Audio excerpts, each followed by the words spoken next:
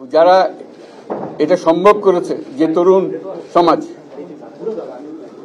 তাদের প্রতি আমি আবার সমস্ত প্রশংসা এবং কৃতজ্ঞতা জানাচ্ছি তাদেরকে। তারা আমার পাশে আছে। এরা এই দেশকে রক্ষা করেছে, এই দেশকে নতুনভাবে পুনর্জন্ম দিয়েছে, এবং এই পুনর্জন্মে যে বাংলাদেশ পেলাম, সে বাংলাদেশ যেন অত্যন্ত দ্রুত গতিতে এগিয়ে চলতে পারে, সেটাই হলো আমাদের শপথ। সেটা আমরা রক্ষা করতে চাই, এগিয়ে যেতে চাই।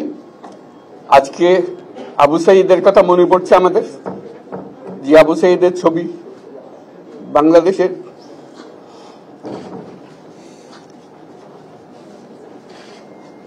প্রতিটি মানুষের মনে গেঁথে আছে, এটা কেউ বলতে পারবে না। কি অবিশ্বাস্য একটা সাহসী যুবক, বন্দুকের সামনে দাঁড়িয়ে আছে, এবং তারপরে থেকে কোন যুবক, কোন যুবতী আর হার মানে নাই, সামনে গিয়ে আছে এবং বলছে যত গুলি মারো, মারতে পারো, আমরা আছি। তো যার কারণে এটা সারা বাংলাদেশ জুড়ে এই আন্দোলন ছড়িয়ে গেছে, এবং যার কারণে বাংলাদেশ এই দ্বিতীয়বার স্বাধীনতা অর্জন করলো। এই স্বাধীনতাটা আমাদেরকে রক্ষা করতেই হবে। শুধু রক্ষা করা নয়, এই স্বাধীনতার সুফল প্রতিটি মানুষের ঘরে পৌঁছাতে হবে, তা না হলে এই স্বাধীনতার কোনো দাম নেই। এই স্বাধীনতাটাকে পৌঁছানো হলে আমাদের শপথ, আমাদের যে প্রতিজ্ঞা, যে আমাদেরকে এটা করতে হবে, ঘরে ঘরে পৌঁছাতে হবে। মানুষ যেন জানে যে বাংলাদেশ স্বাধীন হওয়ার অর্থ হলো তার নিজের ভবিষ্যতের পরিবর্তন। এটা যেন প্রত্যেকে বুঝে নেয়, এবং আজকের তরুণ সমাজকে বোঝানো যে এই দেশ এটা তোমাদের হাতে, তোমরা এটাকে তোমাদের মনের মতো করে গড়ে তুলবে। তোমরা যেভাবে স্বাধীন করতে পেরেছো, তোমরা এটাকে তোমাদের মনের মতো করে গড়তেও পারবে, এবং তোমাদের দেখে সারা দুনিয়া শিখবে কিভাবে একটা দেশ, একটা তরুণ সমাজ গ্রহণ করতে পারে এবং তাকে পাল্টে ফেলতে পারে।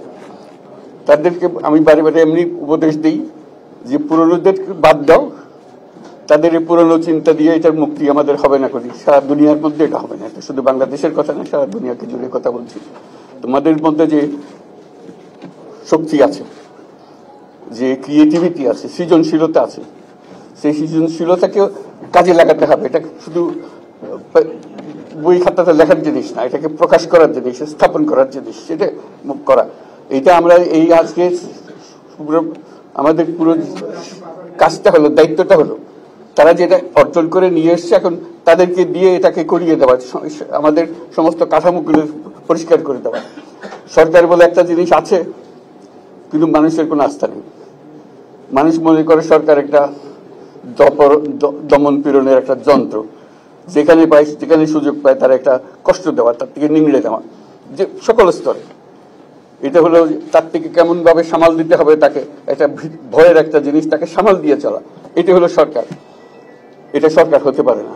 সরকারকে দেখে মানুষের বুক ফুলে উঠবে যে আমাকে সাহায্য করবে, আমাকে রক্ষা করবে, আমার সরকার আমার জন্য দাঁড়াবে। সরকার তার জন্য দাঁড়ায় না কোনো সময়। যে সরকার হবে, সেই সরকার মানুষকে রক্ষা করবে, মানুষের আস্থাভাজন হবে। এটা কেউ জোর করে তাকে বলার ভালো আছে এটা না।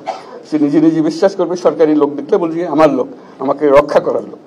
সেই আস্থাটা আমাদেরকে ফিরিয়ে আনতে হবে মানুষের মনে। তাহলে মানুষও যোগ দেবে এটাকে। মানুষ এখন পিছিয়ে থাকে যে কিসের মধ্যে আমাদেরকে ঢুকিয়ে দিচ্ছে। আমরা যেন জানতে পারি যে এইটা আমরা সবাই মিলে আমরা অগ্রসর হতে পারি। একটা বড়, সারা বাংলাদেশ একটা বড় পরিবার। এই পরিবার আমরা একসঙ্গে চলতে চাই, এবং আমাদের মধ্যে দ্বিধা দ্বন্দ্ব যা কিছু সরিয়ে ফেলতে চাই। যারা বিপথে গেছে তাদেরকে পথে আনতে চাই, যাতে করে একসঙ্গে আমরা কাজ করতে পারি। এর মধ্যে আমরা শুনলাম, আসার পথে শুনে আসছি যে এখানে আইন শৃঙ্খলার ব্যাঘাত হচ্ছে, মানুষকে আক্রমণ করছে, ঘরবাড়ি জ্বালিয়ে দিচ্ছে, সম্পদ জ্বালিয়ে নষ্ট করছে, চুরি করছে, দিয়ে যাচ্ছে, অফিস আদালতে আক্রমণ করছে, সংখ্যালঘুদের উপর আক্রমণ করছে, হিন্দু, বৌদ্ধ, খ্রিস্টান, আহমদিয়া সবার উপর আক্রমণ করছে। এগুলো হলো ষড়যন্ত্রের অংশ। এগুলো আমাদের বিষয় না। আমাদের কাজ হলো এটাকে রক্ষা করা, সবাইকে রক্ষা করা। প্রতিটি মানুষকে, প্রতিটি মানুষ আমাদের ভাই, আমাদের বোন, তাদেরকে রক্ষা করা, এবং আমাদের একটা শৃঙ্খলা ফিরিয়ে আসা। বিশৃঙ্খলা, সহিংসতা এগুলো হলো অগ্রগতির বড় শত্রু। আমাদের যে যাত্রা শুরু হলো, সেই যাত্রার শত্রু। কাজে এই শত্রুকে যাতে রোধ করা যায়, তাদেরকে বুঝিয়ে শুনিয়ে হোক, তাদেরকে আইন শৃঙ্খলার হাতে দিয়ে হোক, এটা বোঝাতে হবে। তাকে মেরে পেটে এটা ঠিক না, আইন শৃঙ্খলা নিজের হাতে ঠিক না। তাকে আমাদের আইন শৃঙ্খলা বাহিনী এমন হতে হবে, তাদের হাতে সুপর্দ করলে আমরা নিশ্চিন্ত থাকবে তার একটা বিহিত হবে। এমনগুলো আমরা হাতে দিয়ে দিলাম, 2 টাকা নিয়ে আবার ছেড়ে দিল, এটা যেন আবার না হয়। তা আমাদের সেই আস্থাটা আমাদেরকে আনতে হবে। কাজে আইন শৃঙ্খলাটা এখন আমাদের প্রথম কাজ। এই আইন শৃঙ্খলা ঠিক না হওয়া পর্যন্ত এটা আমরা অগ্রসর করার জন্য পদক্ষেপ নিতে পারবো না। আপনারা আমার উপরে আস্থা রেখে আমাকে জানিয়েছে, ছাত্ররা আমাকে আহ্বান দিয়েছে, সেটাতে আমি সাড়া দিয়েছি। দেশবাসীর কাছে আমার আবেদন, আপনারা যদি আমার উপরে বিশ্বাস রাখেন, আমার উপরে ভরসা রাখেন, তাহলে নিশ্চিত করেন যে দেশে কোনো জায়গায় কারো উপরে হামলা হবে না। এটা আমাদের প্রথম দায়িত্ব। এটা যদি আমি করতে না পারি, এটা আমার কথা যদি না শোনেন আপনারা, তাহলে আমার প্রয়োজন এখানে নাই। আমাকে বিদায় দেন, আমি আমার কাজে থাকি, সেখানে আমি ব্যস্ত থাকি। যদি আমাকে প্রয়োজন মনে করেন, তাহলে আমাকে প্রয়োজন মনে করলে আপনাদেরকে দেখাতে হবে যে আমার কথা আপনারা শোনেন। আমার কথা না শুনলে আমার কোনো প্রয়োজন নাই। আমার প্রথম কথা হলো, আপনারা বিশৃঙ্খলা থেকে দেশকে রক্ষা করেন, আপনারা সহিংসতা থেকে দেশকে রক্ষা করেন, যাতে আমরা যা আমাদের ছাত্ররা আমাদেরকে পথ দেখায়, সেই পথে আমরা এগিয়ে যেতে পারি। এটা একটা খুব সুন্দর দেশ হতে পারে, বাংলাদেশ একটা খুব সুন্দর দেশের সম্ভাবনাময় দেশ। কাজে এই সম্ভাবনাগুলোকে আমরা নষ্ট করে দিয়েছি। এখন আবার সেই বীজতলা আবার তৈরি করতে হবে, আবার আমাদেরকে জেগে উঠতে হবে। তারাই এই বীজতলা তৈরি করবে, তাদের হাত দিয়েই হবে, এবং তাদের দিকে আমরা তাকাবো, এবং আমরা তাদের নির্দেশ মতে আমরা অগ্রসর হব। এখানে সরকারি কর্মকর্তা কর্মচারী যারা আছেন, সেনাবাহিনী, বিমান বাহিনী, নৌবাহিনী প্রধানরা যারা আছেন, তাদের প্রতি অনুরোধ, আমরা একটা পরিবার, এইটার মধ্যে যেন আমাদের গোলযোগ না হয়, আমরা একযোগে একসাথে চলতে পারি, এবং আমরা তড়িৎ গতিতে একটা সুন্দর বাংলাদেশ গড়ার পথে এগিয়ে যেতে পারি। সেটাই আমার কামনা। আপনাদের সবার কাছে আবেদন, আমাদেরকে সেই সুযোগ দেন, আমরা সেই পথে আমরা যেন অগ্রসর হয়ে নিজের প্রশান্তি পাই। পৃথিবীর সবাই আগ্রহ করে তাকিয়ে আছে আমাদের দিকে।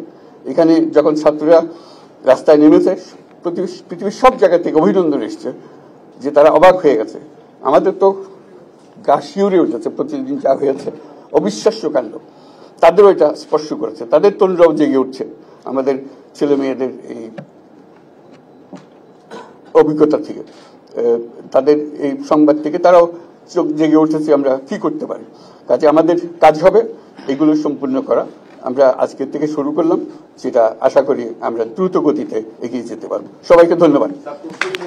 আজকে কোশ্চেন আমি নিলাম না, থ্যাংক ইউ।